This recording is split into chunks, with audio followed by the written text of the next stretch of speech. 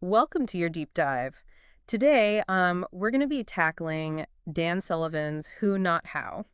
Okay. It's a book that really promises to change the way you approach goals. Yeah. And it's all about this idea of making a mindset shift from how to who. Right. So, a pretty simple idea, but I think it could have a huge impact on how you get things done.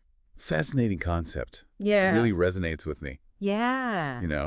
I think we often get so caught up in trying to figure everything out ourselves that we kind of forget about the power of collaboration. Absolutely. And the book really argues that the biggest reason we stall on goals is because we get stuck in that how trap, Yeah. thinking that we have to do it all alone. Right. But Sullivan says the real question is WO. Hmm. Who can help me achieve this? What do you think about that? It's so true. I mean, it's like trying to build a house without any tools or help. Yeah. You might eventually figure it out, Right. but it'll take you a lot longer and it'll be way more frustrating Yeah. than if you had, a team of experts by your side. Exactly. And Who Not How is all about assembling that dream team, right? Yeah. Leveraging the skills and knowledge of others to reach those really ambitious goals. Absolutely. The book even suggests that those feelings of procrastination that we often beat ourselves up for are actually a good thing. Yes. He calls it procrastination as wisdom, Interesting. which is like our inner voice telling us that we're ready for a bigger challenge, but we need to bring in the right people to help us get there. That's such a refreshing way to look at it. Instead of seeing procrastination as this personal failing, Right. we can see it as a signal that we're ready to level up and collaborate. Totally. But I know some people might be thinking, well, isn't this just like a fancy way of saying delegate? It's much more than just delegation. Okay. It really is about a fundamental shift in mindset. Okay. It's recognizing that we don't have to be experts in everything. Yeah. In fact, we're far more likely to succeed when we focus on our strengths. And we find others who can kind of fill in the gaps. Right. So it's not just about getting others to do the work. Yeah. It's about finding the right people who are really excited to contribute their unique skills and perspective. For sure. The book talks about this. Can I achieve this goal by doing nothing? Test. Right. And I think that's such a great way to figure out if we're falling into that how trap. That test is so powerful. Yeah. It makes you think Yeah. about whether you're truly the best person to handle every single aspect of that goal. Right. And most of the time, the answer is no. Right. We will need to contribute something, Yeah. but maybe our contribution is more about setting the vision and finding the right people to bring it to life. I love that. So it's not about sitting back and doing nothing. Right. It's about strategically choosing where to focus your energy Yeah. and then assembling a team that can execute the rest. And the book suggests that as you get better at this who, not how mindset, you actually build a network of collaborators that opens doors to even bigger goals. Absolutely. He calls it the endless who breakthrough. Oh, wow. So the idea is as you collaborate with more people, Yeah. you're exposed to even more potential who's Right. who can help you achieve even bigger and better things. Wow. It's like the snowball effect. That's so exciting. It makes you realize that your potential isn't limited by what you can do individually, but by who you can collaborate with. Exactly. But how do you actually start building this network? Where do you find these amazing who's? Well, that's where things get even more interesting. Okay. Sullivan provides this framework for defining your goals in a way that really inspires others to join your mission. Okay. So it's not just about telling people what to do. Right. It's about creating this compelling what and why that gets them excited to contribute. Okay, let's unpack that. Yeah. What are some examples of a strong what and why that would actually inspire people to join your team?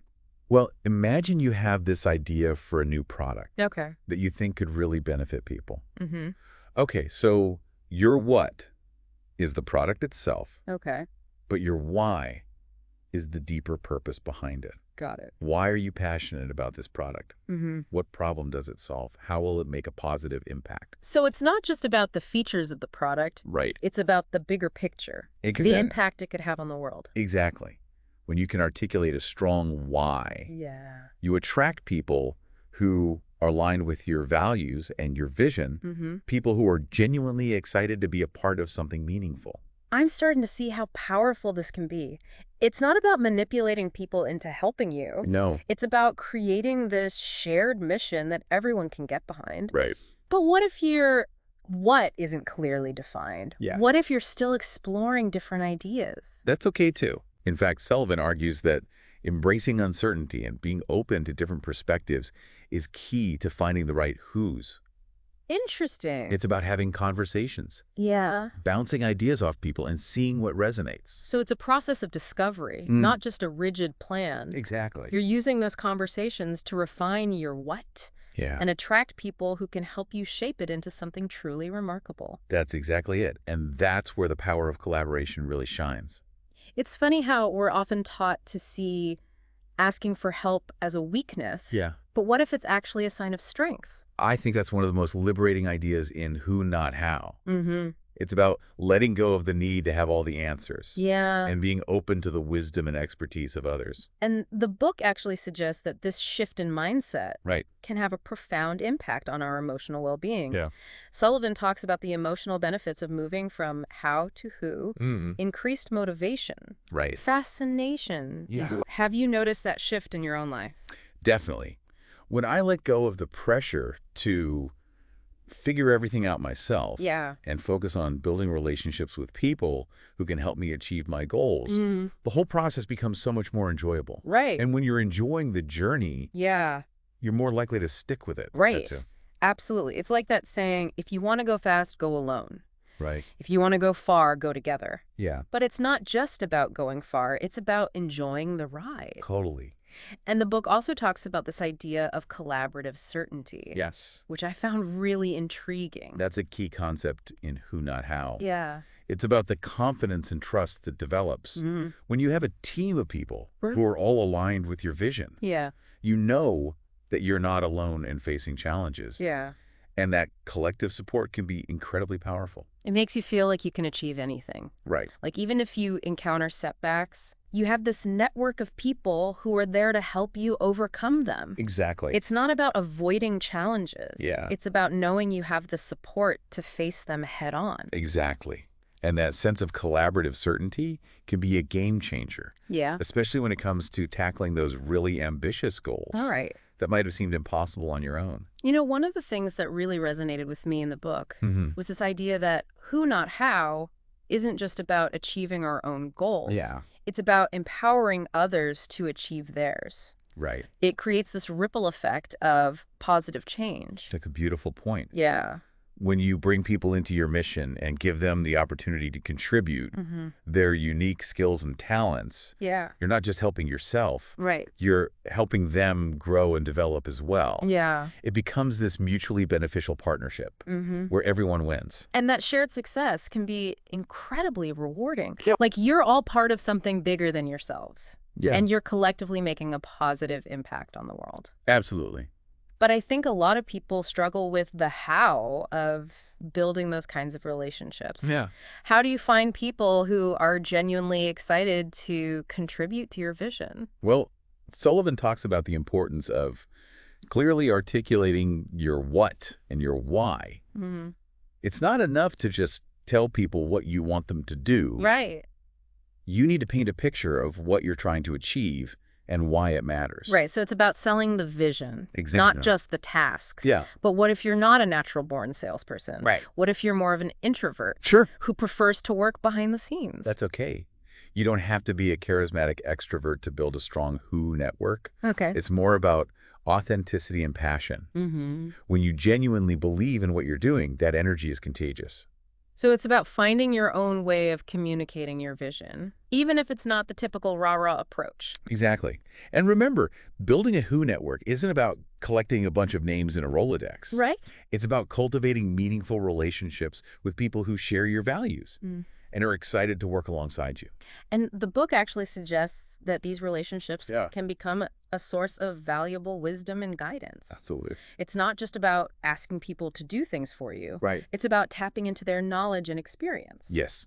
Sullivan encourages us to view our collaborators as advisors, Oh, wow. people who can offer insights and perspectives Yeah. that we might not have considered on our own. And when you have that kind of collective wisdom at your disposal, Right. you can make better decisions and achieve even greater success. It's like having a team of mentors who are invested in your success. Exactly. That's pretty amazing. And the benefits go beyond just achieving specific goals. Oh, okay. Sullivan argues that building a strong who network Yeah. can lead to a sense of timeless acceleration. Timeless acceleration. Now that sounds intriguing. Yeah. What does he mean by that? It's the idea that as you become more adept at leveraging the who, not how mindset, Yeah. your progress feels both rapid and effortless. Mm-hmm. You're no longer limited by your own individual capabilities. Okay. You're tapping into the collective power of your network. So it's like you're constantly unlocking new levels of achievement. Right. And it feels almost effortless because you have this incredible support system propelling you forward. Exactly. Yeah. And that momentum can create a ripple effect, Yeah. not just in your own life, but in the lives of those around you. You're inspiring others to embrace the who, not how mindset. Right. And that creates a more collaborative and supportive culture overall. I love that. It's like you're creating a movement, Yeah, a shift in consciousness, right. where people are no longer afraid to ask for help and to celebrate the power of collaboration. Wow. You know, it's amazing to think about the ripple effect that can happen when we start embracing this who, not how mindset. Right. It's not just about achieving our own goals. Yeah. It's about creating a more collaborative and supportive world. It's like we're shifting from a culture of individualism Mm-hmm. to a culture of collective empowerment. Yeah. We're recognizing that we're all interconnected Mm. and that our greatest achievements often come from working together. And Sullivan argues that this shift in mindset Right. is essential for creating a better future. Yeah. He talks about the endless who, not how future. Right. A world where collaboration is the driving force behind progress and innovation. It's a future where we're not limited by our own individual capabilities, Right. but by the collective wisdom and expertise of humanity. Wow. It's a future where we're constantly learning from each other, Yeah. supporting each other, and achieving things that might have seemed impossible on our own. That's a powerful vision. It makes you realize that the potential for positive change is truly limitless. Yeah. When we start working together. Right. But how do we actually get there? Well, How do we start building this endless who, not how future? Sullivan suggests that it starts with each of us embracing the who, not how mindset Okay. in our own lives. It's about making a conscious decision to shift our focus Yeah. from how to who, Right. to start seeing every challenge as an opportunity to collaborate Okay. and to leverage the expertise of others. So it's not just a theory. It's a call to action. Exactly. It's about taking those principles we've been discussing and putting them into practice in our own lives. Exactly. And it doesn't have to be complicated. Okay. Just start by identifying your unique abilities Yeah. and the areas where you might need support. Right. Think about the people in your network who have skills and knowledge that complement your own, Yeah. and then reach out to them. Right. It's about having conversations, Yeah, building relationships, and exploring possibilities. absolutely. It's about being open to new perspectives. Yeah. And being willing to ask for help. And remember, Yeah. you don't have to have all the answers.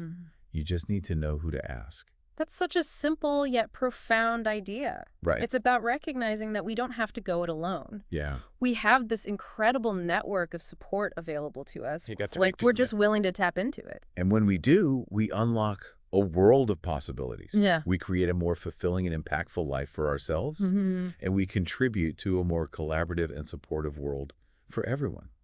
So as we wrap up this deep dive into Dan Sullivan's Who Not How, Yeah. we encourage you to take a moment to reflect on what resonated with you the most. Yeah. What are some key takeaways that you can apply to your own life? Perhaps it's the idea of reframing procrastination as wisdom, seeing those feelings of overwhelm as a signal to reach out and collaborate. Or maybe it's the power of building a strong who network, Right. surrounding yourself with people who inspire you, support you, and challenge you to grow. Absolutely. Whatever it is, we hope this deep dive has inspired you to embrace the who, not how mindset, Right. to start unlocking your full potential. Exactly. Remember, you don't have to do it alone. You got this. You have the power to create a more fulfilling and impactful life, Mm-hmm. both for yourself and for the world around you. Couldn't have said it better myself. Thanks for joining us on this deep dive into who, not how. Yes, thank you. Until next time, keep those ambitions high. And remember, it's not just how, it's WHO.